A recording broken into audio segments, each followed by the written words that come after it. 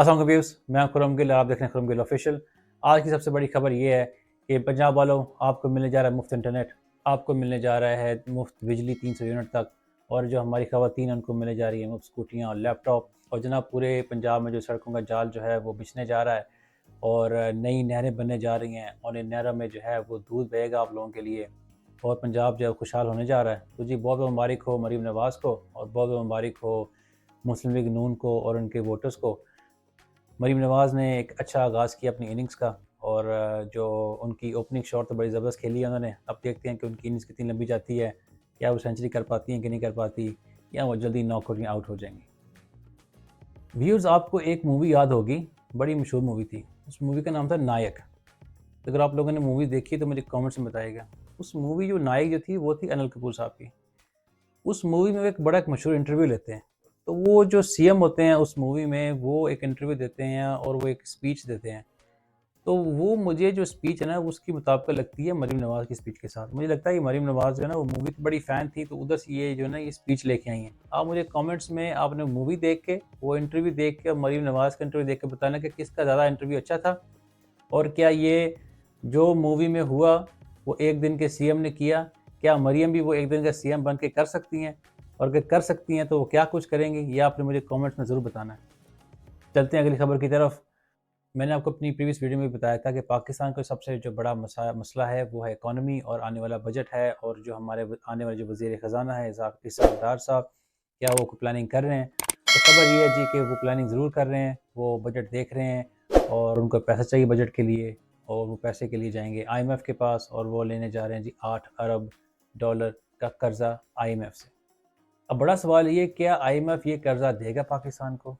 इमरान खान साहब ने एक लेटर ऑलरेडी वो लिख चुके हैं IMF को, और बता चुके हैं कि ये मैंडेट की चोरी करके गवर्नमेंट आई है और इनके पास क्या मैंडेट है, और ये कमज़ोर तीन हुकूमत है ये। तो इसके पेश नज़र क्या IMF पाकिस्तान को लोन देगा? देगा तो किस शराइत पर देगा? क्या वो शराइत जो हैं उसकी क्या इम्प्लिकेशंस होंगी? क्या वो शराइत पाकिस्तान मानेगा? और अगर मानेगा तो उसकी इम्प्लिकेशंस आने वाले बजट पे क्या होंगी, पाकिस्तान की आवाम पे क्या होंगी? और ये बात तो पक्की है कि महंगाई आएगी और चीखें निकलेंगी लोगों की। तो इसहाक़ डार साहब का एक जो फ़ैसला है जी IMF के पास जाने का, मुझे कमेंट्स बताइएगा आपको ये क्या लगता है कि उनको IMF के पास जाना चाहिए या नहीं। और दूसरी बात ये है कि अगर आप IMF के पास नहीं जाते तो आपके पास ऑल्टरनेटिव क्या है? क्या आपके पास कोई और ऑल्टरनेटिव है पैसा बनाने का? जितनी भी हुकूमतें होती हैं उनकी प्रायोरिटी ये होती है कि जब वो हुकूमत में आएँ तो वो पाकिस्तान या जिस मुल्क की भी हुकूमत बनाते हैं उस मुल्क की इकॉनमी को ग्राउंड ज़ीरो से उसको ग्रो करें। आप अपना जो गरीब तबका है, जो आपके मिडिल क्लास, जो आपकी जो तबका है, आप उसको जो है एम्पावर करें और उनको नौकरियां दें, अपने जो है ट्रेड को इंक्रीज़ करें, अपनी एक्सपोर्ट्स को इंक्रीज़ करें।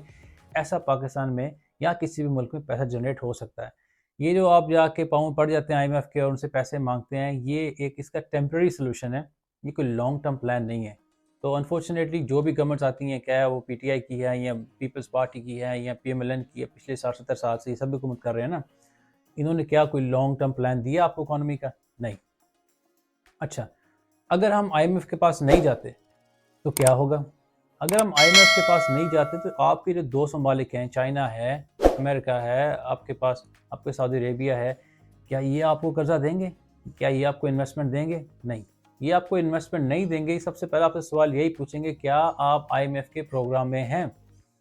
और उसकी वजह ये है कि जब आप IMF के प्रोग्राम में होते हैं तो उनको, IMF वालों को बड़ा अच्छा आता है आपसे कर्जा वापस लेना, आपकी इकॉनमी को कंट्रोल करना। वो रिमोट कंट्रोल से जो है ना वो पाकिस्तान की इकॉनमी करते हैं कंट्रोल। तो ये जो आपके 2 ममालिक होते हैं ना, ये समझते हैं अच्छा ये IMF के प्रोग्राम में है, ये उनका पैसा वापस कर सकते हैं, लिहाजा ये हमारा भी जो है, ये हमारी इन्वेस्टमेंट जो है उसको भी ये सेव रखेंगे, और जो हमारे से कर्जे लेंगे ये भी करेंगे वापस। तो ये पाकिस्तान की जी मजबूरी है IMF के पास जाना। आप मुझे कमेंट्स में ज़रूर बताइएगा कि आपके पास कोई, या समझते हैं कि अल्टरनेट कोई है, अगर IMF के पास पाकिस्तान ना जाए तो इतना पैसा कहाँ से लेके आ सकता है। बढ़ते हैं जी अगली खबर की तरफ।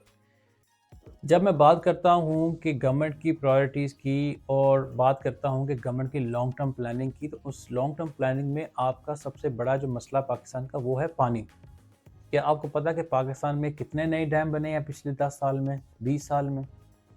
और आपको ये पता है कि इंडिया में कितने डैम बने हैं? और आपको ये पता है कि जो इंडिया डैम बना रहा है वो कौन से दरिया में बना रहा है? ये आपको जो मेन स्ट्रीम मीडिया ये बात नहीं बताएगा आपको। दरियाए रावी जो है, आपको पहले पता है कि पानी की क्या हालात हैं उस दरिया की, और आपको ये भी पता है कि जो पंजाब की जो है पानी की क्या सूरत हाल है। पूरे पाकिस्तान का 60 से 70% जो जो इलाका है वो आपका ज़रूरी इलाका है और उसको चाहिए पानी। पानी तो आपके पास पहले नहीं है।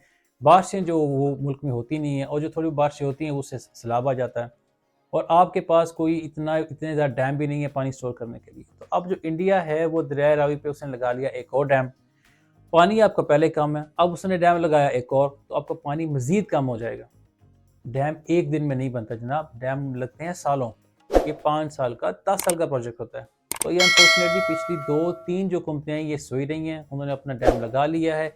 अब इसका जो इफ़ेक्ट पड़ेगा हमारी ज़राअत पे, हमारे किसान पे, और जो मरीम नवाज़ हैं इन्होंने कोई पानी की बात नहीं की। आई होप मरीम नवाज़ के पास भी इस पानी के मसले का कोई हल होगा इनके पास भी, क्योंकि ये बड़ा एक मेजर इशू है किसान का।